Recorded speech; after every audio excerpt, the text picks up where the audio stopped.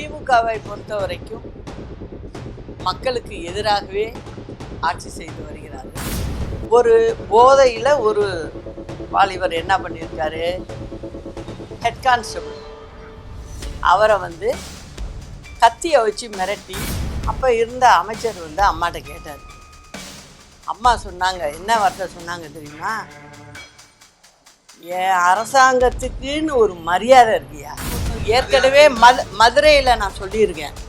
நான் திரும்ப திரும்ப சொல்கிறது அம்மாவை பற்றி மட்டுமே சொல்கிறேன். காங்கிரஸ் தானே மெயின் எதிரி அவங்களுக்கு. அந்த மந்திரிகள் போய் அதை கேட்டு வாங்க முடியுது, ஏன் உங்களால் வாங்க முடியலை? திராவிட மாடல் அப்படிம்பாங்க. திராவிட மாடல்னால் இதானா?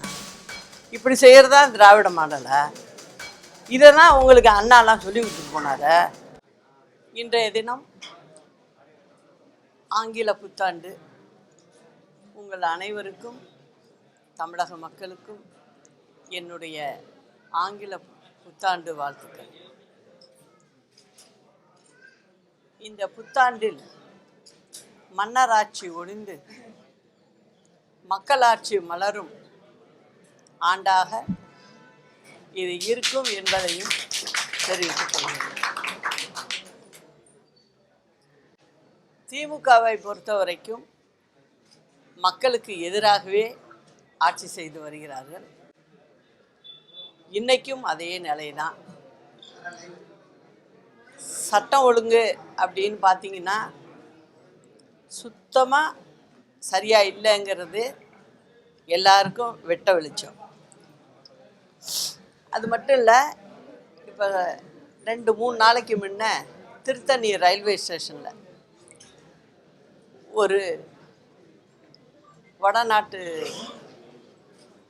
வாலிபர் அங்கே நிற்கும்போது ஒரு 4 சின்ன பையங்க, சிறுவர்கள் 4 பேர் கத்தியை வச்சு மிரட்டி அவரை காயப்படுத்தியிருக்காங்க.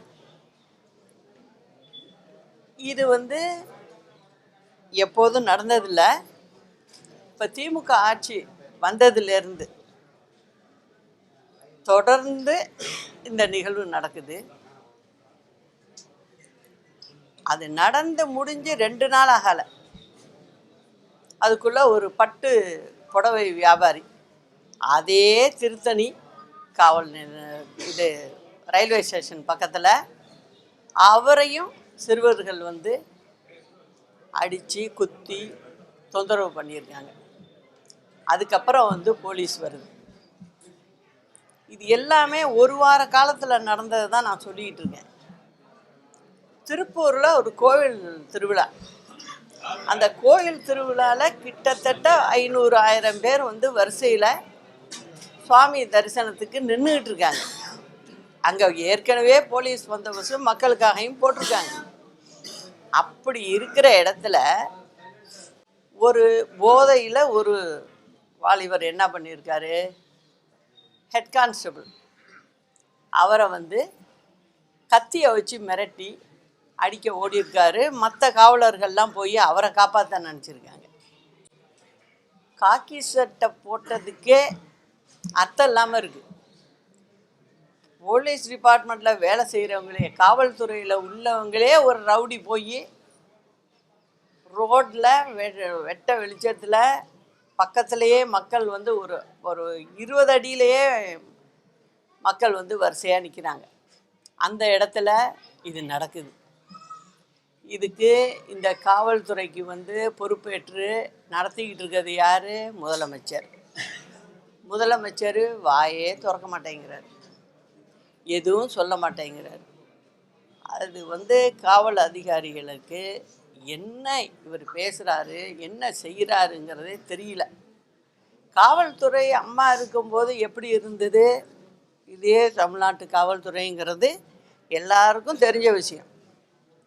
அப்போ நடக்கலை, இப்போ நடக்குது. அப்போ நிர்வாகம் செய்ய தெரியலை அப்படிங்கிறத இது காட்டுது. அதே ஸ்ட்ரென்த்து போலீஸ் டிபார்ட்மெண்ட் இருக்குது, அதில் எந்த குறையும் இல்லை. அப்போ அம்மா இருந்தப்போ எப்படி எத்தனை பேர் வேலை செஞ்சாங்களோ அவங்க தான் இருக்காங்க எப்பயும். ஆனால் இவங்களால அதை செய்ய முடியலை. அதாவது ரவுடிசத்தை குறைக்க முடியல. கேட்டால் என்ன சொல்கிறாங்க, 1000 பேரை சுற்றி வளைச்சிருக்கோங்கிறாங்க, அதுங்கிறாங்க. பட்டப்பகல்லே இது நடக்குது. இதை யாருக்கிட்ட போய் சொல்கிறது? மக்கள் ரொம்ப தெளிவாக இருக்கணும். இந்த தேர்தலில் மக்கள் சரியான பாடத்தை திமுகவுக்கு புகுத்தினால்தான் தமிழ்நாடு ஏதாவது வளர்ச்சி பக்கம் நோக்கி பார்க்க முடியும். தமிழ்நாட்டுக்கு ஒரு வெளிச்சம் கிடைக்கும். அது மக்கள் கையில் இருக்குது. அதே போல் பார்த்தீங்கன்னாக்க பஸ்ஸு போக்குவரத்து துறை கேட்டால் என்ன சொல்கிறாங்க, நாங்கள் இந்த பஸ்ஸு வாங்கிட்டோம். இப்போ ஒரு வாரத்துக்குள்ளே பார்க்கணும், ஒரு கலர் பஸ்ஸு நிற்கிது. டிரைவருக்கும் கண்டக்டருக்கும் பைலட்டு மாதிரி யூனிஃபார்மாக இது சொல்கிறாங்க. பைலட்டு மாதிரி யூனிஃபார்ம் கொடுக்குறேன்னு ஒரு பக்கம் சொல்கிறீங்க, ஒரு பக்கம் டிரைவருங்க வேலை செய்கிறவங்க என்ன சொல்கிறாங்க, என்னை லாங்கில் ஓட்டுற சொல்கிறாங்க, வண்டி எடுத்துக்கிட்டு போயிட்டுருக்கேன். இடையில ஒரு நாள் ரெஸ்ட்டு வரும் அவங்களுக்கு. இந்த நைட் டியூட்டியில் நைட்டில் ஓட்டிகிட்டு வரோங்க, என்னை தொடர்ந்து திருப்பி ஓட்டுன்னு சொல்கிறாங்க. ஆள் இல்லை, ஆள் பற்றாக்குறை, நீ ஏன் திருப்பி ஓட்டு அப்படின்னு சொல்கிறாங்க. நாங்கள் அந்த பஸ் ஸ்டாண்டில் எங்களுக்கு தங்கிறதுக்கு கூட நல்ல வசதி கிடையாது. அங்கேயே படுத்து கையை தலைக்கி வச்சு படுத்துருந்துட்டு திரும்ப நாங்கள் உடனே பஸ் எடுக்க வேண்டியது இருக்குது. நாங்கள் எப்படி தூங்காமல் செய்ய முடியும்னு ஒரு பக்கம் என்ன சொல்கிறாங்க, 2 பேருக்கு யூனிஃபார்மை போட்டு விட்டு பைலட்டு மாதிரி ஓட்டுறாங்கங்கிறாங்க. நான் என்ன சொல்கிறேன், நீங்கள் அதெல்லாம் செய்ய வேண்டாம். அம்மா இருந்தப்போ 2011-16 கிட்டத்தட்ட பார்த்துங்க, தமிழ்நாட்டுக்கு தேவையான பஸ்ஸு அப்படின்னு கேட்டிங்கன்னா 10,900 வேணும். அது இருந்தால் தான் ஒரு நாளைக்கு பயணிக்கிற பயணிகள் எத்தனை பேருன்னு பார்த்தீங்கன்னா 1,75,00,000 நபர்கள் ஒரு நாளைக்கு, ஏழை எளியவர்கள் பெரும்பாலும் அதிகமாக பயணிக்கிறவங்க இருக்காங்க. நான் சொல்கிறது தமிழ்நாடு முழுவதும். அந்த மாதிரி மக்கள் பஸ்ஸை நம்பி இருக்காங்க, பேருந்தை நம்பி இருக்காங்க. அவங்களுக்கு வேண்டிய பஸ்ஸை வாங்க முடியலை அவங்களால. ஒரு பஸ்ஸை நிறுத்திக்கிட்டு அதுக்கு யூனிஃபார்ம் இப்படி கொடுக்குறோம் அப்படி கொடுக்குறோன்னு சொல்கிறீங்க. இது எந்த வகையில் நியாயம்? இது இன்னொன்றும் சொல்லிக்கிறேன். இப்போ நீங்கள் பார்த்தீங்கன்னா எங்கே பார்த்தாலும் கவர்மெண்ட் பஸ்ஸு, அரசாங்க பஸ்ஸு டயர் வெடிக்குது, அதில் ஆக்சிடெண்ட் ஆகுது. கடலூர் பக்கத்தில் எழுத்தூர்னு ஒரு கிராமம், அந்த இடத்துல பார்த்திங்கன்னா பஸ்ஸு போயிட்டுருக்கும்போது, நம்ம அரசு பஸ்ஸு போயிட்டுருக்கும்போது டயர் வெடித்து எதிரில் வந்த 2 வண்டி மோதி 9 பேர் ஸ்பாட்லே செத்து போயிட்டாங்க, இறந்துட்டாங்க.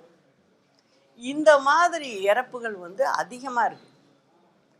அதை பற்றி வெளியில் மூச்சு விடுறதில்ல, அதை பற்றி ஒரு வருத்தம் கூட தெரிவிக்கிறதில்ல. அது ஒரு ரொட்டீனாக நடக்கிறது மாதிரி இருக்கிறதுனால அவங்களுக்கு அது சர்வ சாதாரணமாக போயிடுச்சு. இது நடக்கிறதுக்கு என்ன காரணம் அப்படின்னு பார்த்தீங்கன்னா, அதாவது அம்மா இருந்து ஆட்சி செய்த போது ஒரு பஸ்ஸு வாங்கினாங்கனாக்க அரசாங்கத்துக்கு, அதாவது 3 லட்சம் கிலோமீட்டர் அது ஓடணும். 3 லட்சம் கிலோமீட்டர் ஓடிட்டுன்னா அந்த வண்டியை நிறுத்திட்டு அந்த ரூட்டுக்கு புது வண்டி தான் போடணும். அப்படி தான் அம்மா காலத்தில் போட்டுக்கிட்டு இருந்தாங்க. அப்போ ஒரு இது என்ன இருந்ததுன்னா, விரைவு பேருந்து அப்படின்னு சொன்னீங்கன்னாக்க லாங்காக போகிறது. அதை பொறுத்த வரைக்கும் 3 லட்சம் கிலோமீட்டர் ஓடணும். அப்படி நீங்கள் கிலோமீட்டரை பார்க்கல அப்படின்னா 7 வருஷம் ஓடின வண்டி இருந்தால் அதோடு அதை கண்டம் பண்ணிடணும். திருப்பி அதை எடுக்க மாட்டாங்க, புது வண்டி தான் போட்டாகணும். அதே போல் பார்த்தீங்கன்னா மாவட்ட அளவில், மாவட்டத்துக்குள்ளே போகிற வண்டிகள் அப்படின்னு பார்த்தீங்கன்னா 6 வருஷம் 6 லட்சம் கிலோமீட்டர் ஓடணும். அப்படி இல்லைன்னா 6 வருஷம் முடிஞ்சிருக்கணும். முடிஞ்சிருந்துச்சுன்னா அந்த வண்டியும் நிறுத்திடணும். இப்படி தான் வழக்கத்தில் இருந்தது. அம்மா ஆட்சியில் இருக்கும்போதெல்லாம் இதை கரெக்டாக செய்வாங்க. ஏன்னா கிராமத்து மக்கள் ஏறுது வண்டியில், எதுவும் ஆகிடக்கூடாது அப்படிங்கிறத நினைக்கிற ஒரு முதலமைச்சராக இருந்தாங்க அவங்க. அதனால் அதை செஞ்சாங்க. அதை இந்த திமுக அரசு வந்தோடனே என்ன பண்ணுது பாருங்கள், அந்த 3 லட்சம் கிலோமீட்டருங்கிறத 9 லட்சம் கிலோமீட்டராக மாற்றுது. யோசிச்சு பாருங்க, ஒரு வண்டியை எடுத்து 9 லட்சம் கிலோமீட்டர் வரைக்கும் ஓடணும் அப்படின்னா அந்த வண்டி எப்படிங்க இருக்கும்? அதை நம்பி எப்படி ஜனங்க ஏறும்? இல்லைன்னா 12 வருஷம் இருக்கும் அந்த வண்டி அப்படின்னு மாற்றுறாங்க அந்த ரூலை. இதே மாதிரி தான் மாவட்ட பேருந்துகளுக்கும் அதே கணக்கில் மாற்றுறாங்க. அப்போது வண்டி எப்படி நல்லா இருக்கும்? 2 விஷயம் புரிஞ்சுக்கணும். ஒன்று, வண்டிக்கு ரிப்பேர் செலவுன்னு அது ஒரு பக்கம் ஆகும், அதையும் தடுக்கணும், மக்களையும் பார்க்கணும். அப்படின்னு சொன்னால் நீங்கள் புது வண்டி போட்டே ஆகணும். அம்மா இந்த 11, 16க்குள்ளே பார்த்தீங்கன்னா 10,000 புது வண்டி எடுத்தாங்க, புது பஸ்ஸுகள் எடுத்தாங்க. ஆனால் இந்த அரசாங்கம் இப்போ வந்து எத்தனை வண்டி எடுத்திருக்கு? வெளிப்படையாக சொல்லலாம்ல? சொல்ல மாட்டாங்க அதை. ஏன்னா ஒரு 3000 கூட தாண்டலை அவங்க. அதுவும் கொஞ்சம் கொஞ்சமாக, அது நான் சொல்கிறேன் இல்லை, தொடர்ந்து சொல்கிறதுனால எடுத்துகிட்டு பார்த்தீங்கன்னா ஒரு பச்சை கொடியை வச்சுக்கிட்டு அந்த மந்திரியோ அல்ல முதலமைச்சரோ 2 ஆட்டு ஆட்டுவாங்க. நான் பேசி 2 நாள் 3 நாளில் நீங்கள் வேணால் தொடர்ந்து பாருங்கள், இது இருக்கும். நான் எனக்காகவே சொல்கிறேன், தமிழ்நாட்டு ஓட்டு போட்ட மக்களுக்காக தானே சொல்கிறேன். அதை செய்யலை. இதனால் எவ்வளோ உயிர்கள் போகுது? இதெல்லாம் வந்து நம்ம மக்கள் புரிஞ்சுக்கணும். இவங்க வந்து பொய் பேசுகிறது தான். அப்புறம் இன்னொன்று, நீங்கள் ஒரு இன்டர்வியூக்கு போகிறீங்கன்னு வச்சுங்க. இன்டர்வியூக்கு போகிறவங்களுக்கு ட்ரெஸ் கோட் இருக்கும், அதுக்கும் மார்க் உண்டு. எந்தெந்த இடத்துல எப்படி போகணும் என்னங்கிறது இருக்குது, வரமுறை இருக்குது. அம்மா இருந்தப்போ பக்கத்து மாநிலம், நான் பேர் சொல்ல விரும்பலை, பக்கத்து மாநிலத்தில் ஒரு ஏஜென்சி, அவங்க வந்து காரில் எல்லாம் விளம்பரம் கொடுத்துருப்பாங்க. அதாவது இதில் பஸ்ஸில், அரசாங்க பஸ்ஸில் அவங்க வந்து இந்த மாதிரி நாங்கள் வந்து இங்கேயும் நாங்கள் விளம்பரம்லாம் போடுறோம் அப்படின்னு கேட்டாங்க. அப்போ இருந்த அமைச்சர் வந்து அம்மாட்ட கேட்டார். அம்மா சொன்னாங்க, என்ன வார்த்தை சொன்னாங்க தெரியுமா? என் அரசாங்கத்துக்குன்னு ஒரு மரியாதை இருக்கியா, அந்த மரியாதையை நான் என்றைக்குமே விட்டு கொடுக்க மாட்டேன். அது விட்டு கொடுத்தா தமிழ்நாட்டு மக்களை விட்டு கொடுத்ததா அர்த்தம். அதனால் அது செய்ய மாட்டேன். இதெல்லாம் பேசிக்கிட்டு என்கிட்ட வந்து டயத்தை வேஸ்ட் பண்ணக்கூடாது அப்படின்னு அம்மா சொன்னாங்க. வீட்டில் வந்து ஒருத்தவங்க பார்க்குறப்ப கேட்குறாங்க, நானும் பக்கத்தில் இருந்து அதை பார்த்தேன். எதுக்காக சொன்னாங்க அப்படின்னா, அதெல்லாம் ஒரு கௌரவம். ஒரு தமிழ்நாடு பஸ்ஸு அப்படின்னா நம்ம முத்திரை போட்டிருக்கோம். எந்த போக்குவரத்து கழகமோ அந்த பேர் மட்டும்தான் போட்டிருக்கோம். கரெக்டாக போவோம் வரும். அம்மா பீரியடில் பார்த்தீங்கன்னா இப்போ நடக்கிறதெல்லாம் இருக்காது, சரியாக நடத்துனாங்க. அரசாங்கத்துக்கு வருமானம் வருங்கிறத அம்மா பார்க்கல. அந்த விதத்தில் ஒழுங்காக வண்டியை ஓட்டு, ஒழுங்காக வந்து சேருங்க, மக்களை ஏற்றுங்க, குறை இல்லாமல் போகணும். அது ஒன்று தான் பார்ப்போம் நாங்கள். ஆனால் இப்போ பாருங்கள், பஸ்ஸில் ஊர் பேர் கூட தெரிய மாட்டேங்குது. எல்லா பக்கமும் பஸ்ஸில் வந்து விளம்பரத்தை போட்டு, அது கவர்மெண்ட்டு பஸ்ஸா என்ன ஏதுன்னு கூட யாருக்கும் தெரியாத அளவுக்கு இப்போ நம்ம தமிழ்நாட்டில் பஸ்ஸெல்லாம் போயிட்டுருக்கு. இது எதுக்கு? யாரோ ஒரு ஏஜெண்ட்டு அவங்க சம்பாதிக்கிறதுக்காக இவங்க வந்து இந்த வேலையை செய்கிறாங்க. சரி, அதில் ஏதோ ஒரு பகுதி அரசாங்கத்துக்கு இதுக்கு வரும், போக்குவரத்து துறைக்கு அப்படின்னா, அப்படி வர்றதெல்லாம் எங்கே போகுது நான் கேட்குறேன். இதெல்லாம் இல்லாமையே 10,000 பஸ்ஸு வாங்கி அழகாக ஓட்டினோம்ல. இப்போ நீங்கள் என்ன பண்ணுறீங்க? எதையும் விட்றதில்ல. நீங்களே கூப்பிட்டு ஒரு பெயிண்ட் அடித்து நீ போட்டுக்கிட்டு போ, இவ்வளவு பணத்தை கொடு, வருஷத்துக்கு ஒரு மாதத்துக்குன்னா இவ்வளவு கொடுன்னு வாங்குறீங்க.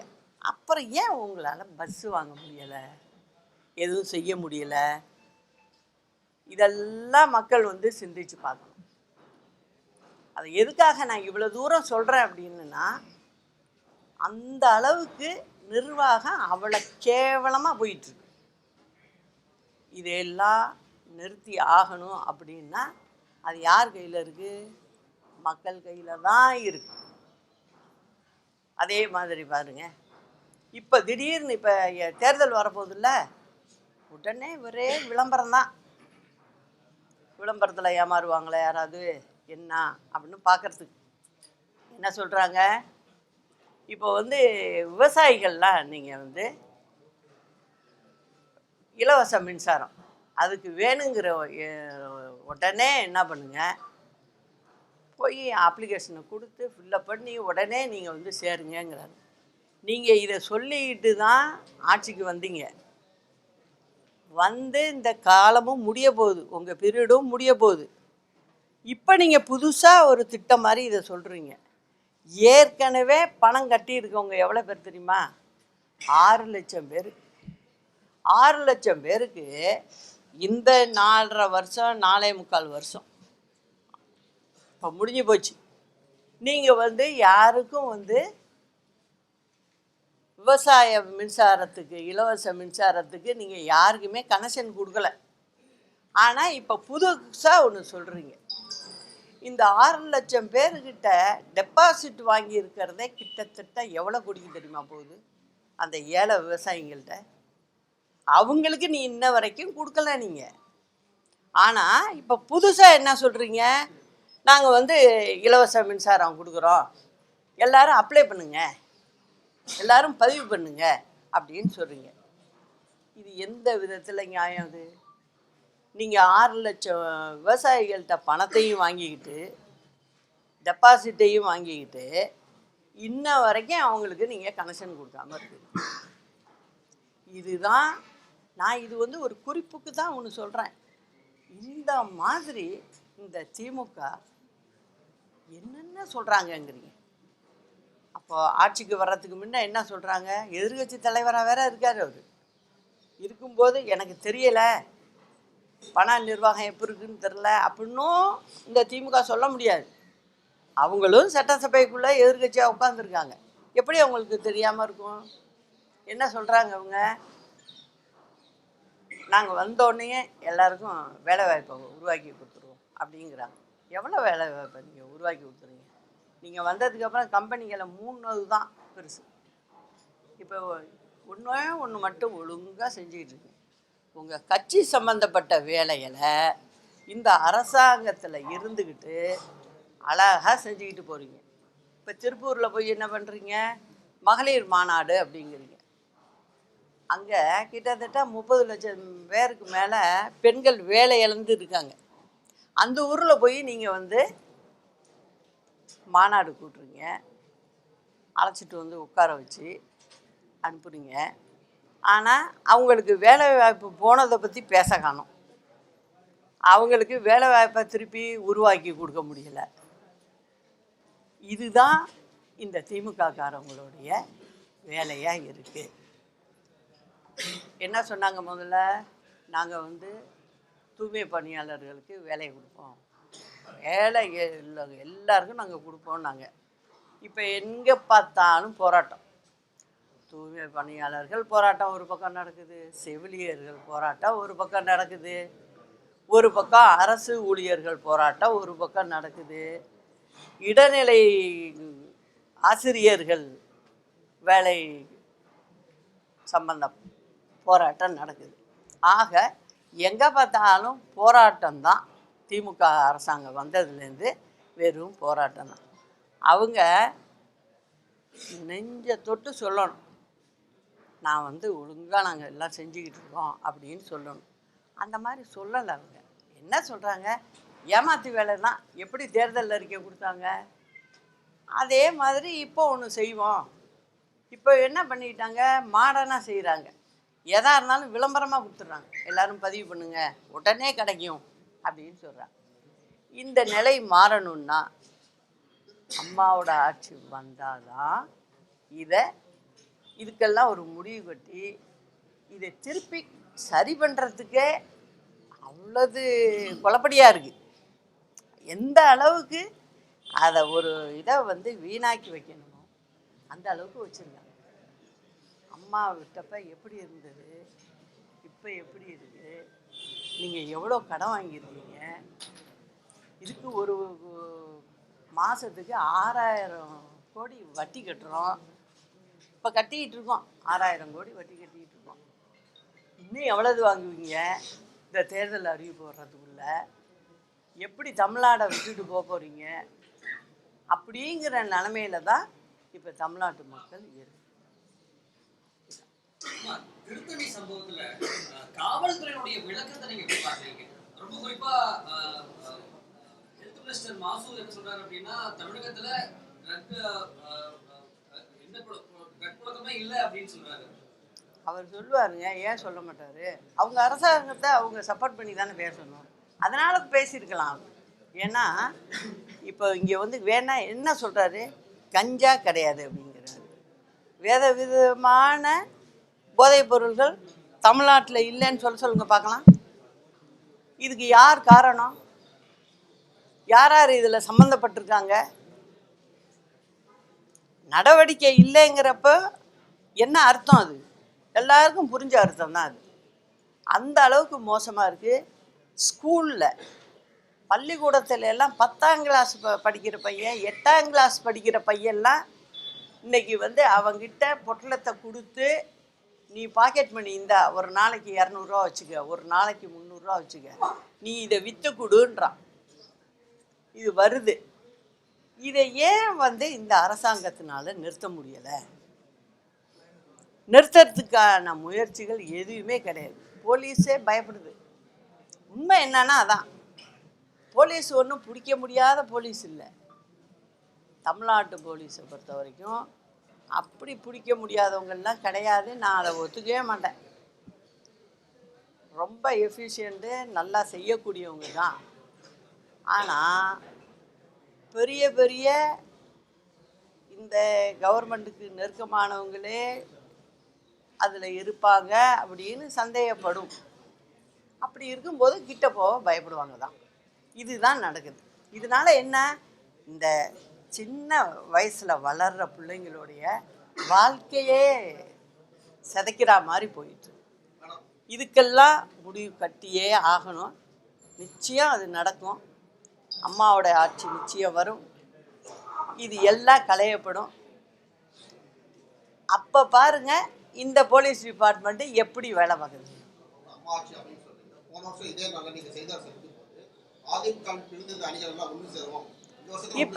இப்பயும் நான் நிச்சயமாக சொல்கிறேன்.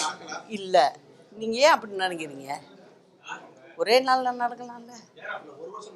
இல்லை, ஒரே நாளில் ஒரு வருஷம் ஆச்சுங்கிற. இப்போ தேர்தல் வந்துட்டுல, அந்த நேரத்தில் எவ்வளோ பெரிய விஷயமா இருந்தாலும் எங்களுக்குள் அது சரியாகுங்கிற நம்பிக்கை எனக்கு இருக்குது. அது தமிழ்நாட்டு மக்களுக்காக எங்கள் தலைவர்கள் இருவரும் செஞ்சதை எங்கள் கையில் தான் இருக்கு. போகுது அதை நாங்கள் செஞ்சே சரி. முதலமைச்சர் ஜெயலலிதா ஆட்சியில் இது மாதிரி குறைகள் இல்லைன்னு சொல்லியிருந்தீங்க. ஆனால் கடந்த எடப்பாடி பழனிசாமியோட ஆட்சியில் இதே பேருந்துல விளம்பரமா இருக்கட்டும், இலவச மின்சாரம் நான் யாரு கொடுத்தா, நான் ஒன்று ஏற்கனவே மதுரையில் நான் சொல்லியிருக்கேன். நான் திரும்ப திரும்ப சொல்கிறது அம்மாவை பற்றி மட்டுமே சொல்கிறேன். அதை நீங்கள் புரிஞ்சுக்கணும். சொல்கிறேன்ல, அப்புறம் இன்னொன்று சொல்கிறேன்.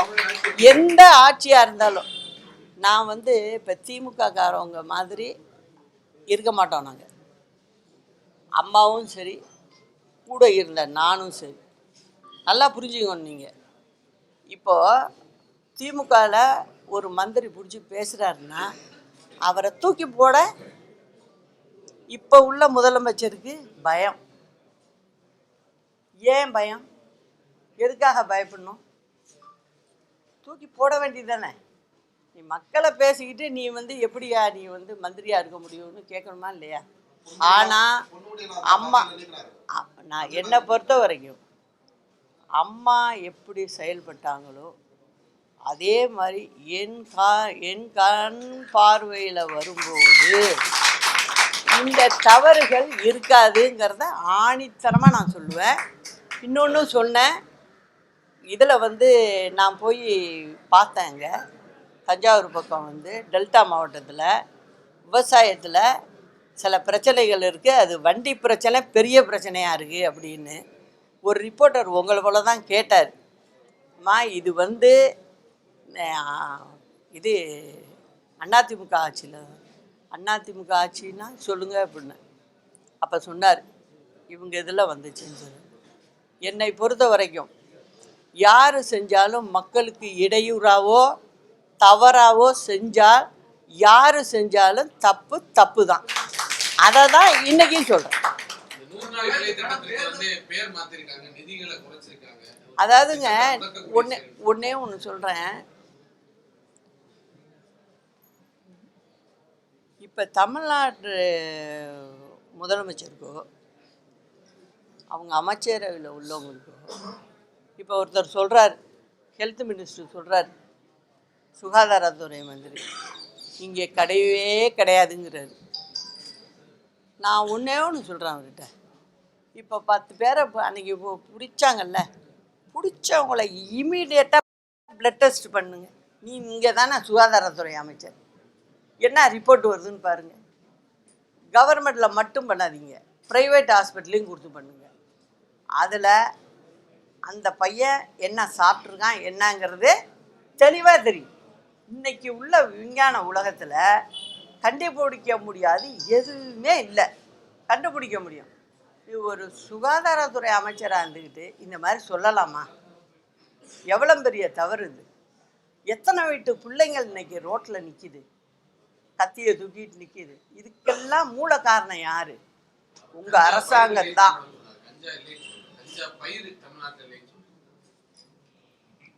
இப்போ பவுட்ரு கூட தமிழ்நாட்டில் இல்லை தான் அப்படி சொல்லிடுவார் அவர். தமிழ்நாடு எல்லைக்குன்னு எதுக்கு செக் போஸ்ட் போட்டிருக்கோம்? என்ன பண்ணிகிட்டு இருக்கீங்க நீங்கள்? நான் கேட்குறேன் இல்லை கேள்வி, அதுக்கு பதில் சொல்லுங்கள். அதாவது 100 நாள் வேலைக்கு சொல்கிறேன். இவங்க என்ன சொல்லுவாங்க, ஒன்றுத்துக்கும் ஏதாவது ஒன்று தப்பு கண்டுபிடிக்க முடியுமான்னு பார்ப்பாங்க. உடனே என்ன ஆகும்னா, ஓ பேர் மாற்றிருக்காங்கப்பா, அப்போ அதை பிடிச்சிக்குவோம். இங்கே மட்டும் இல்லை, டெல்லியில் பார்லிமெண்ட்டில் கூட இப்போ எம்பிக்கள் சம்பளம் வாங்குறாங்க. அதில் ஒரு நாள் சம்பளத்தை கணக்கு பாருங்கள். ஒரு எம்பிக்கு நம்ம ஊர்லேருந்து போயிருக்கவங்களுக்கு ஏதாவது தமிழ்நாட்டு மக்களுக்காக பேசுகிறாங்களா? கொஞ்சம் யோசிச்சு பாருங்கள். அரசியல் மட்டும்தான் பேசுவாங்க. அரசியல் பேர் மாற்றத்தினால உனக்கு என்ன ஆகிவிடுது? நான் கேட்குற கேள்வி, உங்களுக்கு என்ன ஆகிடப்போகுது? அவங்க சொல்கிறதுல ஒரு விஷயம் நம்ம திருப்பி கேட்க வேண்டிய விஷயந்தான். 60% நாங்கள் எடுத்துக்கிறோம். முதல்ல 100% மத்திய அரசு கொடுத்தது. அதில் பாயிண்ட் அதுதான். இப்போ 60% நாங்கள் கொடுப்போம், 40% நீங்கள் வச்சுக்கிங்கிறாங்க. நீ அதுக்கு போய் லெட்ரு கொடுத்து நீங்கள் முறைப்படி போய் அதுக்குன்னு ஒரு அமைச்சகம் இருக்குது, போய் அங்கே உட்காந்து உங்கள் எம்பிக்கள் உங்களுடைய ஸ்பெஷல் ரெப்ரசன்டேட்டிவ் உட்காந்து அங்கே போய் வேலை பார்க்கணும். அதை விட்டுட்டு சும்மா கத்திக்கிட்டு இருந்தா, இப்போ 4 வருஷமாக 4.5 வருஷமாக நீங்கள் கத்திக்கிட்டு இருந்ததுனால என்ன ஆச்சு? கிட்டத்தட்ட நிறைய திட்டங்களுக்கு வர வேண்டிய பணம்லாம் வராமல் இருக்குது. சில இதில் பார்த்தீங்கன்னாக்கா லேப்ஸ் ஆகி போயிட்டு அடுத்த ஸ்டேட்டுக்கு போயிட்டு அடுத்த ஸ்டேட்டில் அதை முடிச்சுட்டாங்க அடுத்த மாநிலத்தில்னா அவங்க கேட்குறாங்க. அவங்க புத்திசாலி. நிறைய இடத்துல இந்த மாதிரி கேட்டு வாங்குறதுல காங்கிரஸ் அரசாங்கமே இருக்குது. இன்றைக்கி உங்களோட கூட்டணியில் இருக்காங்களே அந்த காங்கிரஸ் அரசாங்கம் இருக்குப்பா. இருந்துக்கிட்டு என்ன பண்ணுறாங்க? போய் இந்த மாதிரிங்க தமிழ்நாட்டிலேருந்து மீதி பணம் இவ்வளவு வேஸ்ட் ஆகுது, அதை எங்களுக்கு கொடுங்க, நாங்கள் அந்த திட்டத்தை செஞ்சு முடிச்சிட்டோம் அப்படின்னு சொல்கிறாங்க. இது நல்லா இருக்காது. காங்கிரஸ் தானே மெயின் எதிரி அவங்களுக்கு. அந்த மந்திரிகள் போய் அதை கேட்டு வாங்க முடியுது, ஏன் உங்களால் வாங்க முடியலை? என்ன காரணம்னா நீங்கள் ஒன்றே ஒன்று தான் அரசியல், ரெண்டாவது ஒன்று சொல்லுவாங்க திராவிட மாடல் அப்படிம்பாங்க. திராவிட மாடல்னா இதானா? இப்படி செய்கிறது தான் திராவிட மாடலா?